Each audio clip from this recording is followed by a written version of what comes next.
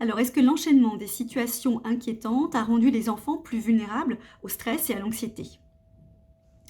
Ce qu'on peut dire déjà, c'est que dans la vie d'un enfant, il y a beaucoup de facteurs de stress, que ce soit l'école ou la famille.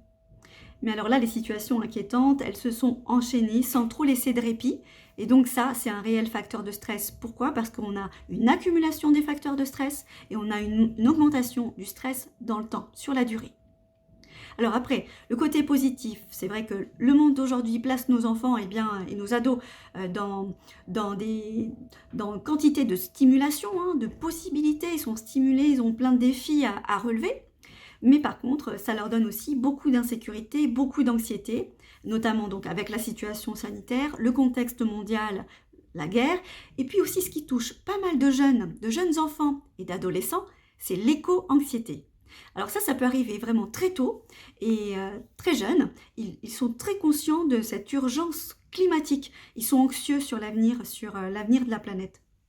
Et les enfants aussi sont très perméables au stress de leurs parents. Surtout si les parents eux-mêmes éprouvent des difficultés à gérer leur propre stress. Et puis la situation sanitaire, le contexte, ça a eu un réel impact sur la famille, sur les parents. Le stress qui peut être lié à la perte d'un emploi, une nouvelle organisation du travail, un membre de la famille qui a pu être malade ou décédé. Il y a aussi beaucoup de fatigue générée par l'enseignement à distance. Donc voilà, on voit que non seulement les enfants ont des facteurs de stress, mais en plus ils peuvent être perméables au stress de leurs parents. Alors oui, c'est vrai, depuis l'épidémie de Covid-19, les professionnels de santé de l'éducation nationale, ils ont constaté une nette dégradation de la santé mentale des plus jeunes et des ados. Il y a des études qui ont montré qu'il y avait plus de passages aux urgences pour gestes suicidaires, idées suicidaires, troubles de l'humeur, et notamment chez les enfants de 11-17 ans, donc collège-lycée, et c'était les enfants de 11-14 ans, donc niveau collège, qui étaient le plus impactés.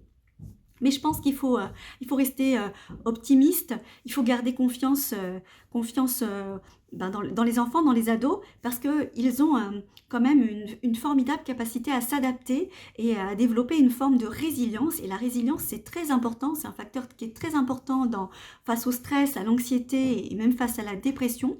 Et voilà, il y a beaucoup d'enfants qui se sont vraiment très très bien adaptés face à tous les changements, qui ont développé cette capacité à être flexibles. Et je pense que les parents, ils ont vraiment un rôle très important à jouer dans cette idée de résilience, pour développer cette compétence, parce que voilà, un milieu aimant, un milieu sécurisant, ça c'est clairement un facteur de protection qui aide les enfants à garder un regard positif, optimiste, pas se décourager et trouver des ressources en soi et autour de soi.